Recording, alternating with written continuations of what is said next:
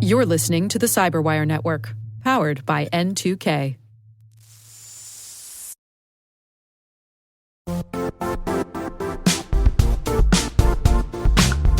When it comes to ensuring your company has top-notch security practices, things can get complicated fast. Vanta automates compliance for SOC 2, ISO 27001, HIPAA, and more, saving you time and money. With Vanta, you can streamline security reviews by automating questionnaires and demonstrating your security posture with a customer-facing trust center. Over 7,000 global companies like Atlassian, Flow Health, and Quora use Vanta to manage risk and prove security in real time. Our listeners can claim a special offer of $1,000 off Vanta at vanta.com/cyber. That's VANTA.com/cyber for $1,000 off Vanta.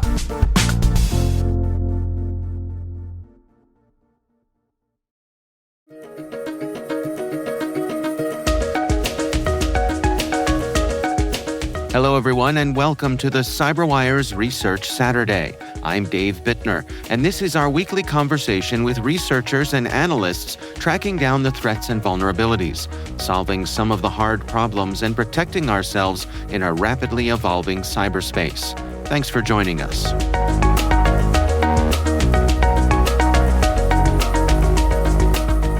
So this came to the attention of a couple of our colleagues on our incident response team and myself following an IR investigation that we were supporting.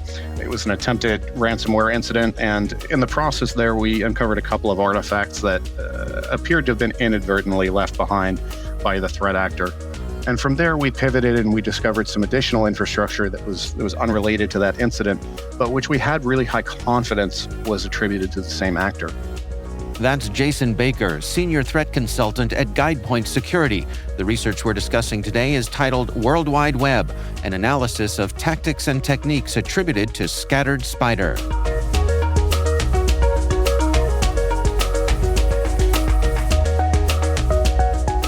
What we were able to do from there was sort of unpack a laundry list of behavior and tools that the actor was using. We compared it at the time to, a thief leaving their wallet behind at the crime scene, for lack of a better way of putting it. And that's what we attempted to sort of unpack and digest and take a look at as part of this blog and this investigation. Well, I mean, it's quite a story here. Can we walk through it together? Why don't we start at the beginning here? As you said, you all are working on an IR job here. What did you find left behind? So I have to be a little bit careful just because the resources that we found were a little bit sensitive, and some of the pieces we were able to pass on as needed to law enforcement. But what we wanted to avoid doing in this blog and in our discussions was burning a resource, right? For any intelligence source, you want to preserve those sources and methods. But to give sort of a high-level overview, it was essentially the equivalent of a to-do list, right? Here's ways that we can get over potential roadblocks that an attacker would be referencing throughout the course of an intrusion. So you refer to this group Ransom Hub, this ransomware as a service group, and believe with high confidence that they were formerly an Alfie Black Cat affiliate. There's quite a few names scattered throughout here. Can you take us through that element of it? Absolutely. So Ransom Hub really first appeared on everybody's radar in February. And most of the time when you first see a ransomware group or a ransomware as a service group, they tend to start off pretty slowly. They're still getting their footing. They're attracting new affiliates and sort of making a name for themselves, perfecting their TTPs, getting more effective as they go along. But Ransom Hub is notable because they haven't taken that approach. They've taken off very quickly in a way that's pretty immediately anomalous. Even just a couple of days ago, they dumped something like 100+ victims on their data leak site. It's an extremely anomalous kind of behavior.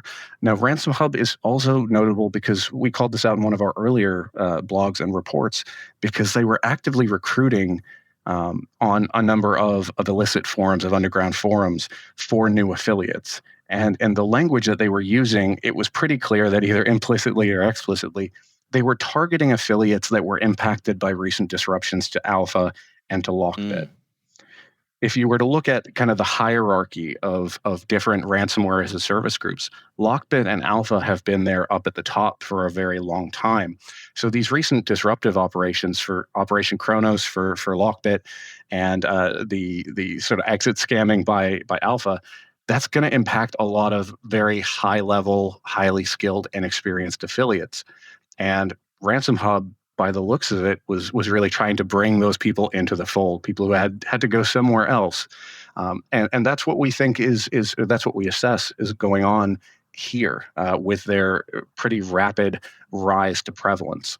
So to tie it back into the other names here, so Alpha was, as I mentioned, has long been or was one of the most prolific ransomware as a service groups, and they were also extremely aggressive in employing what we would call escalating coercive tactics or novel coercive tactics, really naming and shaming victims, trying to attract attention to their attacks as a way to apply additional extortion leverage as part of their operations. And we saw Scattered Spider start affiliating with them last year, I believe it was, but that really became visible in the wake of alleged attacks on MGM and Caesars in Las Vegas, which got a lot of news coverage, right? And that's when the Scattered Spider started to attract a lot more attention, just because they were such visible and publicly reported attacks. Now, there are some specific sort of lapses in OPSEC by this particular threat actor that allowed you and your colleagues there to get some insights into their TTPs. Would that be an accurate way to describe it? Yes, I'd say that's a perfect way to encapsulate that. Yes. A lot of the time, threat actors are decent at covering up their tracks, right? You don't want to burn exactly how you got in somewhere or what tools you were using, because it makes it easier for defenders to plan and protect against those. In this case, whether it be by an error or whether it be by just good defensive measures, they left a lot more than we would typically be able to exploit and take advantage of. One of the tools that you all described was called Secret Server Secret Stealer. Can we dig into some of the particular elements of that tool? Yes, sure.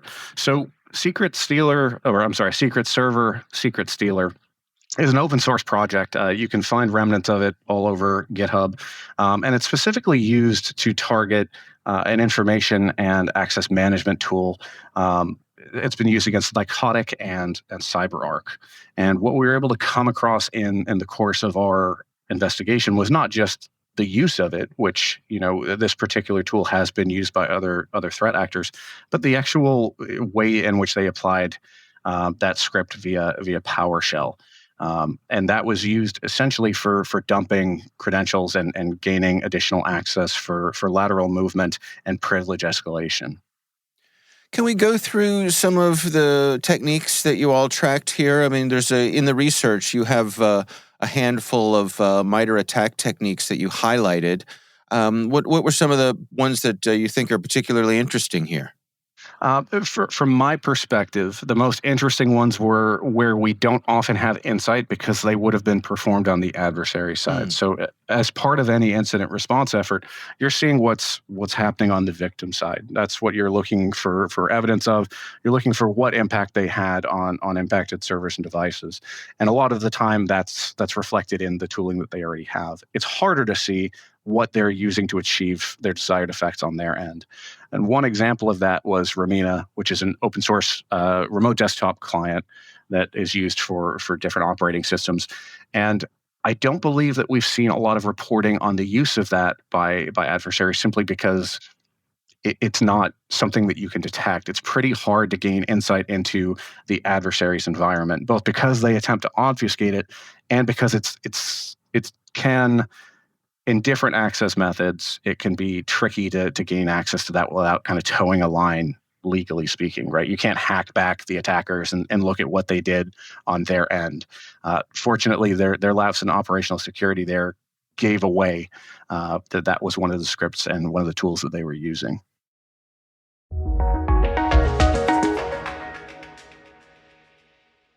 We'll be right back. And now, a word from our sponsor, KnowBe4.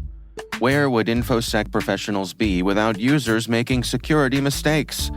Working less than 60 hours per week, maybe. Actually having a weekend every so often. While user behavior can be a challenge, they can also be an InfoSec professional's greatest asset once properly equipped. Users want to do the right thing, but often lack the knowledge to do so.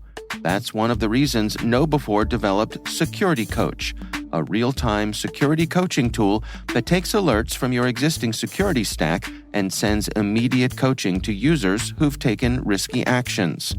Existing security tools will likely block a user from visiting a high-risk website, for example, but the user might not understand why. Security Coach analyzes these alerts and provides users with relevant security tips via email or Slack, coaching them on why the action they just took was risky. Help users learn from their mistakes and strengthen your organization's security culture with Security Coach. Learn more at knowbe4.com/securitycoach. That's knowbe4.com/securitycoach. And we thank KnowBe4 for sponsoring our show.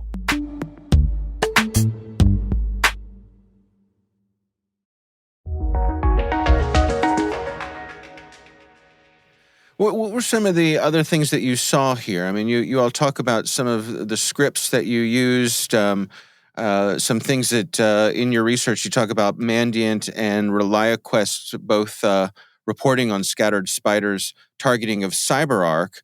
And then you listed some of the scripts that they were used there. Anything noteworthy there? I think that generally what we were seeing, a lot of it has been reported in past reporting as associated with this group. Where we were really able to take advantage of things was looking at the actual scripts themselves, down to the command line inputs and how they were deploying them. We were also able to make the assessment based on how those scripts were recovered.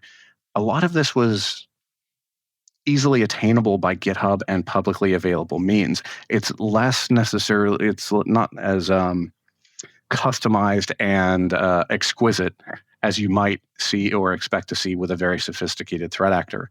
A lot of it's kind of by the book stuff. So an example that I like to give is that the Windows registry subkey deletion batch script that we have included in there, where it goes through and it deletes a number of registry subkeys.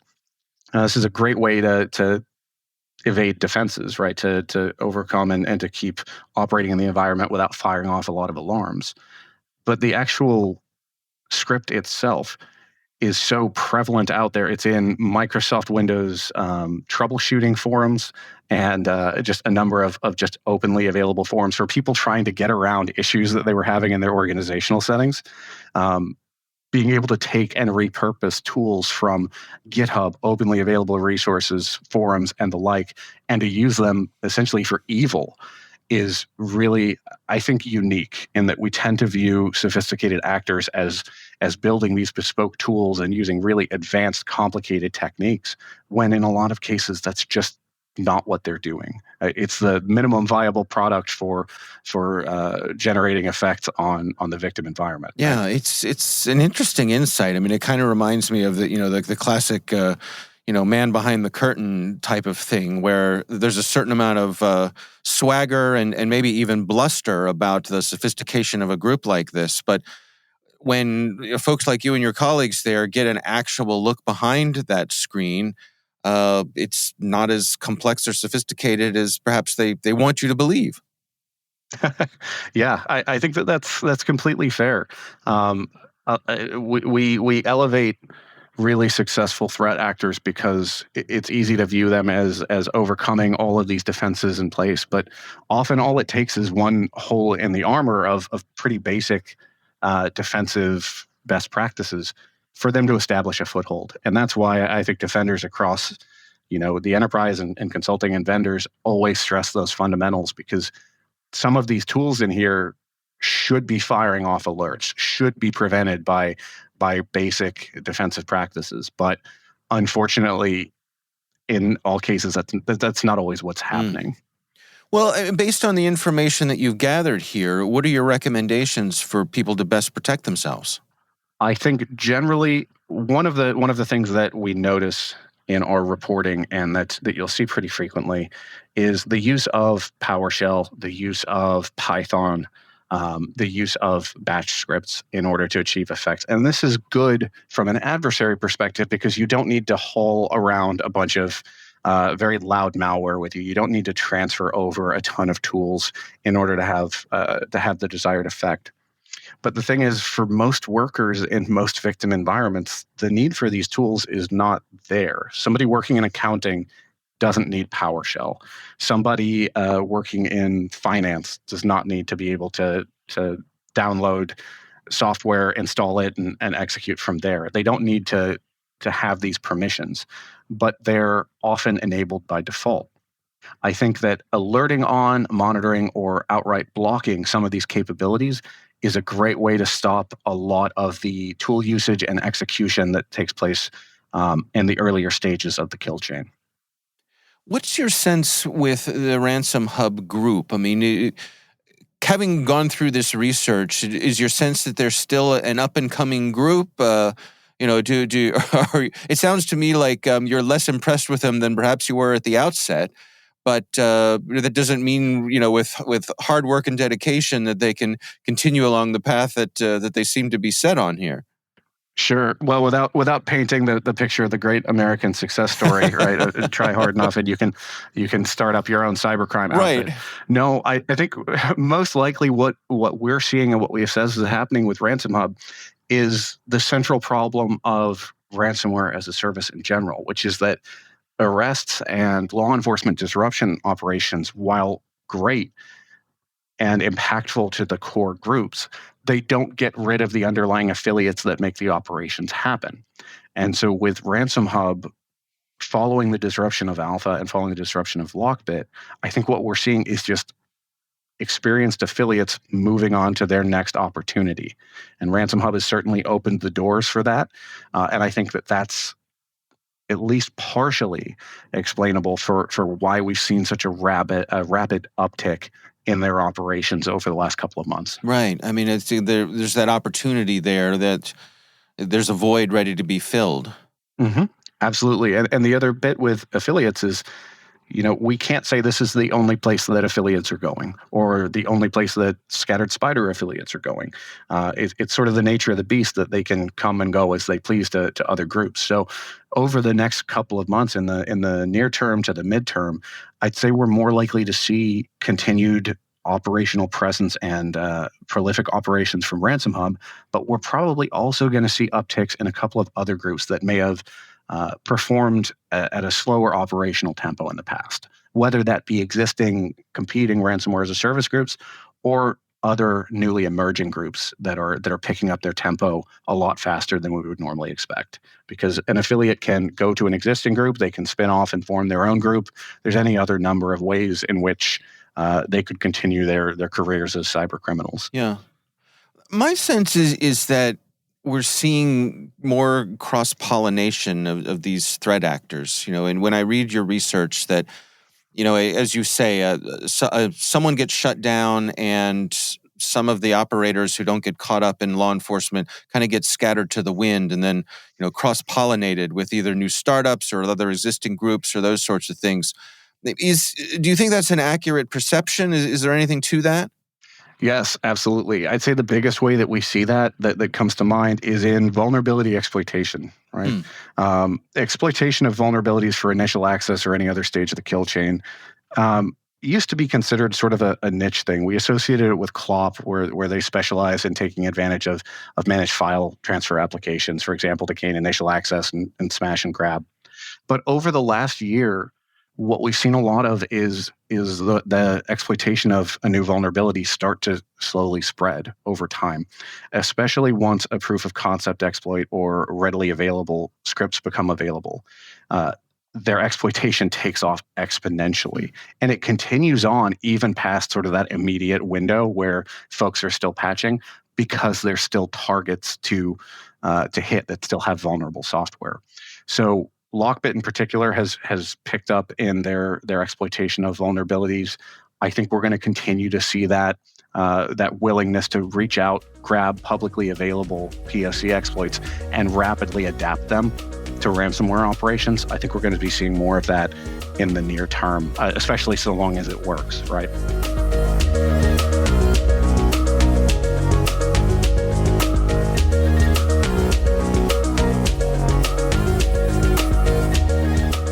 Our thanks to Jason Baker from GuidePoint Security for joining us. The research is titled World Wide Web, an analysis of tactics and techniques attributed to scattered spider. We'll have a link in the show notes.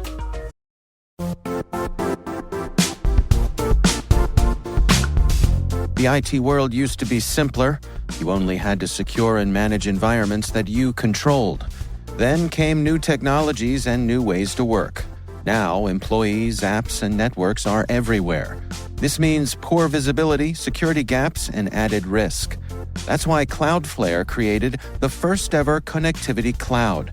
Visit cloudflare.com to protect your business everywhere you do business. We'd love to know what you think of this podcast. Your feedback ensures we deliver the insights that keep you a step ahead in the rapidly changing world of cybersecurity. If you like our show, please share a rating and review in your favorite podcast app. Please also fill out the survey in the show notes or send an email to cyberwire@n2k.com. We're privileged that N2K Cyberwire is part of the daily routine of the most influential leaders and operators in the public and private sector, from the Fortune 500 to many of the world's preeminent intelligence and law enforcement agencies. N2K makes it easy for companies to optimize your biggest investment, your people. We make you smarter about your teams while making your teams smarter. Learn how at n2k.com. This episode was produced by Liz Stokes. We're mixed by Elliot Peltzman and Trey Hester. Our executive producer is Jennifer Iben. Our executive editor is Brandon Karpf. Simone Petrella is our president. Peter Kilpie is our publisher. And I'm Dave Bittner.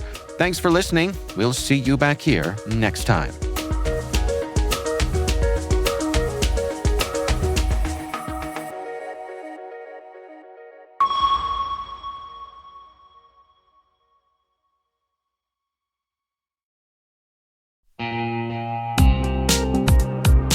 This September 18th and 19th in Denver, a tight community of leading experts is gathering to tackle the toughest cybersecurity challenges we face.